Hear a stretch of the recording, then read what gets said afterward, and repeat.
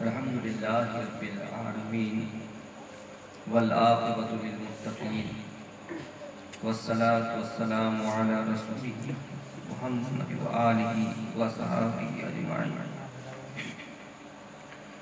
اما بعد، اعوذ باللہ من الشیطان الرجیم، بسم اللہ الرحمن الرحیم۔ فمن کان یرجو لقاء ربہ فلیعمل عملا صالحا ولا یشرک بعبادۃ ربہ احدا۔ صدق اللہ العظیم۔ محترم حضرات، میں نے خطبے کے بعد ایک آیت کریمہ کی تلاوت کی ہے، اس کا ترجمہ اور کچھ بولنے سے پہلے آئیے ہم اور آپ مل کر دونوں جہاں کے آقا حضور تاجدار مدینہ جناب احمد مجتبی محمد مصطفیٰ صلی اللہ علیہ وسلم پر درود پاک کہیں۔ پڑھیں اللہم صلی علی سیدنا شفیعنا مولانا محمد وآلہ وصحبہ وسلم۔ صلی اللہ علیہ وسلم علیہ یا رسول اللہ یا حبیب اللہ صلی اللہ علیہ وسلم۔ محترم حضرات، کافی دیر سے آپ لوگ بیٹھ کر علماء اکرام کا بیان سن رہے ہیں۔ بس میں تھوڑی دیر کے لیے حصول برکت کے لیے، برکت حاصل کرنے کے لیے میں حاضر ہوں، اور 10-15 منٹ کے اندر میں تھوڑا آپ کے سامنے کچھ بول کر رخصت ہونا چاہتا ہوں، اس لیے کہ کل فجر کی نماز بھی ان کو بھی پڑھانی ہے، آپ کو بھی پڑھنا ہے۔ رات میں جلسہ سنیں اور فجر غائب ہو جائے یہ تو بھی صحیح نہیں ہے، تو ذکر رسول بھی سنیں اور فجر میں اللہ کی بارگاہ میں اپنی پریشانی کو بھی جھکائے۔ یہ بندے کا حق ہے، اور اللہ اور بندے کی محبت یہی محبت ہوتی ہے۔ تو میں زیادہ بات کرنا نہیں چاہتا، بس مختصر میں نصیحت کے طور پر کچھ بات آپ کے سامنے رکھنا چاہتا ہوں۔ پہلے میں قرآن پاک کا ترجمہ میں کر دوں۔ اللہ تبارک و تعالیٰ قرآن مجید میں ارشاد فرماتا ہے کہ جو شخص اپنے رب سے ملاقات کی امید رکھتا ہے اسے چاہیے کہ نیک عمل کرے اور اللہ کی عبادت میں کسی کو شریک نہ کرے۔ یہ قرآن پاک کا ترجمہ ہے۔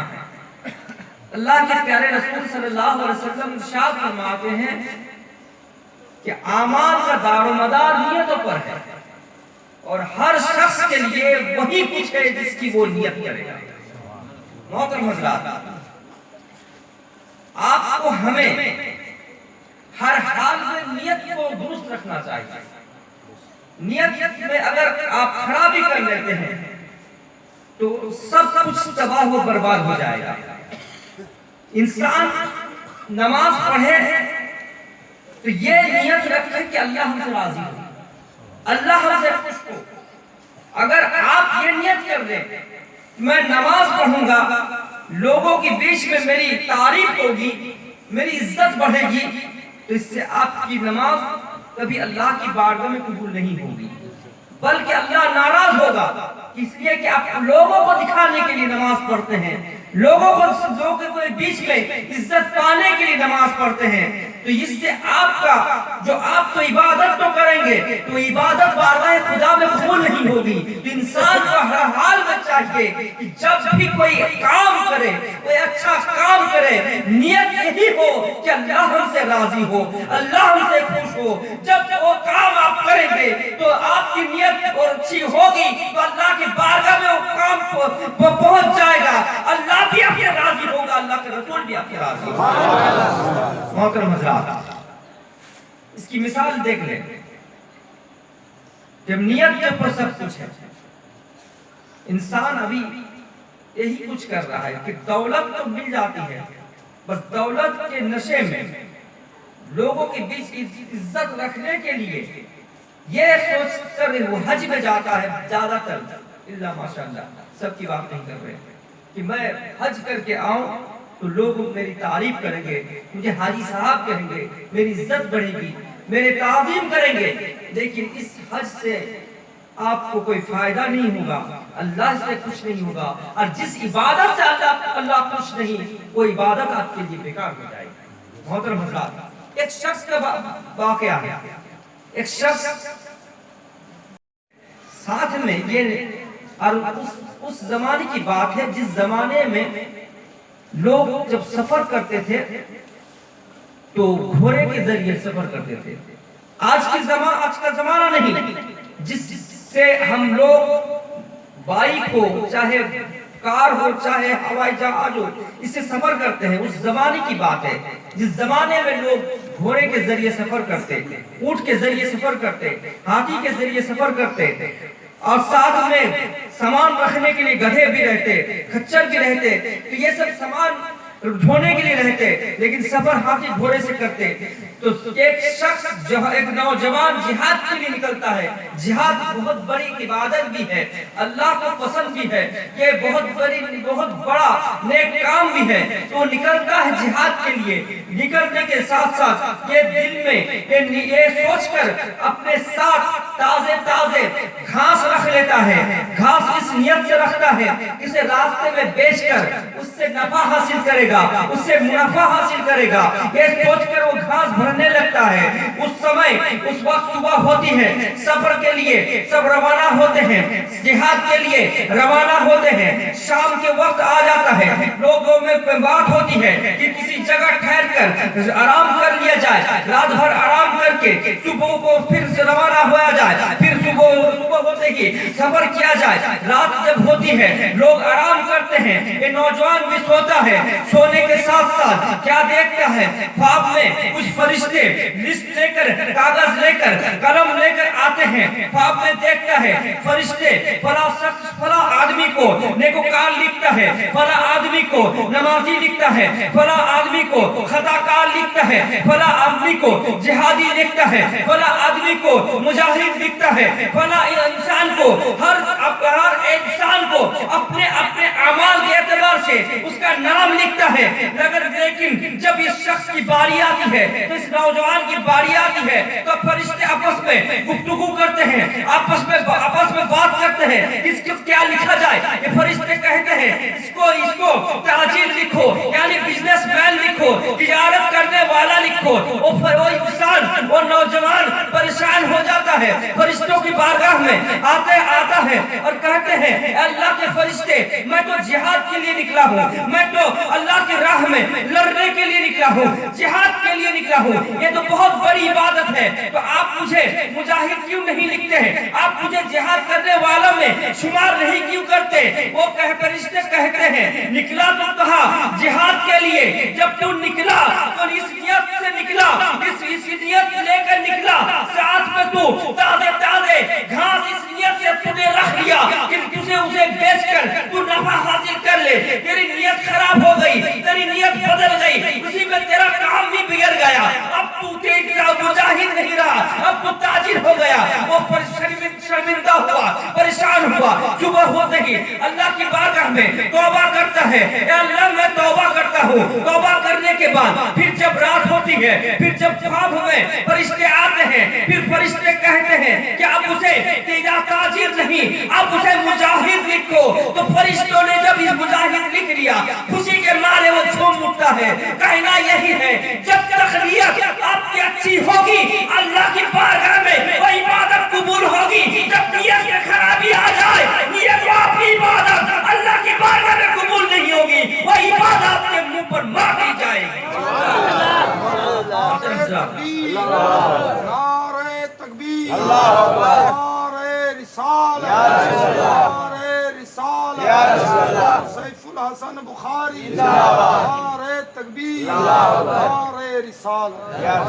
آپ بہت محنت کر کے روزے رکھتے ہیں، بہت محنت کر کر اٹھ کر صبح جا کے نماز پڑھتے ہیں، بہت محنت سے پیسہ خرچ کر کے حج میں جاتے ہیں، لیکن وہی کام کرے جو اللہ کو پسند ہو، اللہ کے رسول کو پسند ہو، اور نیت خالص رکھے، نیت میں کھوٹ نہ رکھے۔ لوگ آپ اگر چاہیں گے کہ آپ کی عبادت قبول ہو تو خالص اللہ کے لیے عبادت کرے، خالص جو ہے اللہ کی رضا حاصل کرنے کے لیے عبادت کرے۔ حضرت معروف قرقی فرماتے ہیں کہ جو شخص جنت کی طلب میں عبادت کرتا ہے وہ تاجر ہے، اور جو شخص دوزخ کے خوف سے نیک کام کرتا ہے تو غلام ہے، اور جو شخص صرف اور صرف اللہ کی رضا اور خوشنودی حاصل کرنا، یہی بلند ترین مرتبہ ہے۔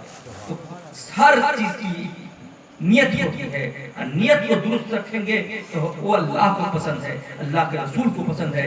نیت میں خرابی، شیطان آپ پر غالب آ جائے گا، شیطان آپ پر غالب آ جائے گا نیت میں اگر خرابی رکھتے ہیں۔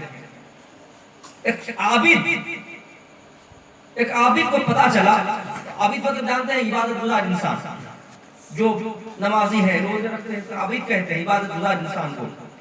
ایک عابد کو پتا چلا کہ ایک جگہ ہے، اس جگہ میں ایک درخت ہے، اور اس درخت کو کچھ لوگ پوجتے ہیں، کچھ لوگ عبادت کرتے ہیں، یعنی اس درخت کو کچھ لوگ بھگوان مانتے ہیں یا خدا مانتے ہیں۔ اس عابد کو جب پتا چلا اسے غصہ آیا، اس نیت سے غصہ آیا کہ لوگ اللہ کی عبادت کو چھوڑ کے ایک درخت کو پوجتے ہیں، درخت کی عبادت کرتے ہیں، تو اس درخت کو میں کاٹ ڈالوں گا۔ اس نیت میں اس نے کیا، رات کو اس نے سوچا، صبح ہوتے ہی اگر درخت کو کاٹ دیا جائے تو لوگ اس کی عبادت نہیں کریں گے، یہ سوچ کر اس نے وہ نکلا۔ جب چلتے چلتے نکلا تو شیطان جو ہے نا انسان کی شکل میں حاضر ہوا۔ ہمارا آپ کا جو سب سے بڑا اور پرانا دشمن وہ شیطان ہے، کبھی بھی نہیں چاہتا کہ ہم انسان جنتی بنے۔ شیطان کا ٹارگٹ یہی ہوتا ہے کہ ہم جہنمی بنے، آپ کو بہکاتا رہتا ہے، آپ کو آپس میں لڑواتا ہے، زنا کرواتا ہے، شراب پلاتا ہے، جوئے کھانے میں جا کر آپ کو جوا کھلواتا ہے۔ یہ شیطان کا کام ہوتا ہے۔ اس کے بہکاوے میں اگر آ جائیں گے تو جہنمی ہوں گے، اور اللہ کے رسول کی شریعت پر چلیں گے تو آپ جنتی بنیں گے۔ تو انسان کو چاہیے کہ شیطان کے فرق میں نہ آئے، ہر حال میں وہ چاہتا ہے کہ وہ اپنے جال میں پھانس لے، وہ شیطان انسان کی شکل میں حاضر ہوتا ہے اور اپنے اس عابد کو کہتا ہے کہاں جا رہے ہو؟ وہ عابد کہتا ہے کہ مجھے پتا چلا کہ فلاں جگہ ایک درخت ہے جسے لوگ پوجتے ہیں، میں اس کو کاٹنے جا رہا ہوں، جس سے درخت کٹ جائے تو کوئی عبادت نہیں کریں گے، صرف اور صرف اللہ کو مانیں گے، اللہ کی عبادت کریں گے، یہ سوچ کر میں کاٹنے جا رہا ہوں۔ شیطان کہتا ہے کہ تم اسے مت کاٹو، تم تو عبادت کرتے نہیں، تم سے اس سے کیا مطلب؟ وہ انسان کہتا ہے کہ نہیں میں ضرور کاٹوں گا، کہ مجھے اچھا یہ نہیں لگتا کہ اللہ کو چھوڑ کر کسی اور کی عبادت کوئی کرے۔ وہ کہتے وہ بڑھتا ہے، پھر شیطان روکتا ہے، بحث ہوتی ہے،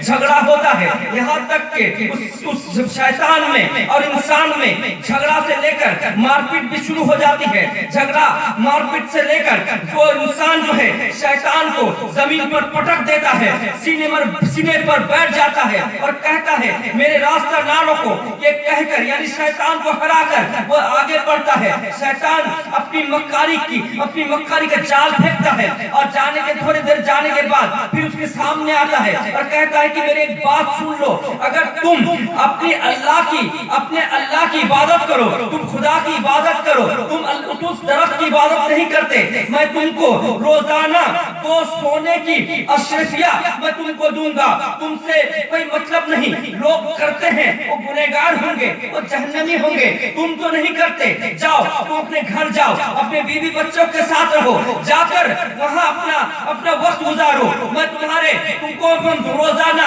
2 سونے کی اشرفیہ میں تم کو دوں گا۔ یہ کہہ کر اس کو وہ شیطان کے جال میں وہ پھنس جاتا ہے، اور یہ سن کر وہ چلا جاتا ہے۔ دل میں خیال کرتا ہے کہ لوگ اگر عبادت کرتے ہیں درخت کی تو کیا ہے، میں تو نہیں کرتا، لوگ جہنمی ہوں گے، لوگ گنہگار ہوں گے، جو کرے یہ کہہ کر وہ واپس جاتا ہے۔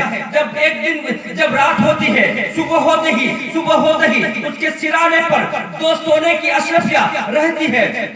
پہلا دن اس کو ملتا ہے، دوسرا دن ہوتا ہے، دوسرا دن بھی اس کو ملتا ہے، جب تیسرا دن ہوتا ہے، تیسرا دن اس کو کچھ نہیں ملتا۔ یہ دیکھ کر وہ غصہ جاتا ہے، حیران ہو جاتا ہے، پھر وہ کڑھاری لے کر پھر درخت کو کاٹنے چلتا ہے، جب درخت کو کاٹنے جاتا ہے پھر وہی شیطان اس کے کے سامنے حاضر ہوتا ہے. پھر اس کے بعد ہوتی ہے کہاں جا رہے ہو؟ درخت کو کاٹنے جا رہا ہوں. پھر منع کرتا ہے, بات بڑھتی ہے, بحث سے جھگڑا سے مار پیٹ پھر شروع ہوتی ہے. اس بار کیا ہوتا ہے, اس عابد کو شیطان جو ہے زمین پر پٹک دیتا ہے, یعنی شیطان جو ہے اس انسان کو ہرا دیتا ہے, اس کے سینے پر بیٹھ جاتا ہے. اب عابد سینے پر جب وہ اس کے شیطان بیٹھا ہوا رہتا ہے اور اسی پر سوال کرتا ہے کہ بتاؤ میں نے جو تجھ سے پہلے دن لڑا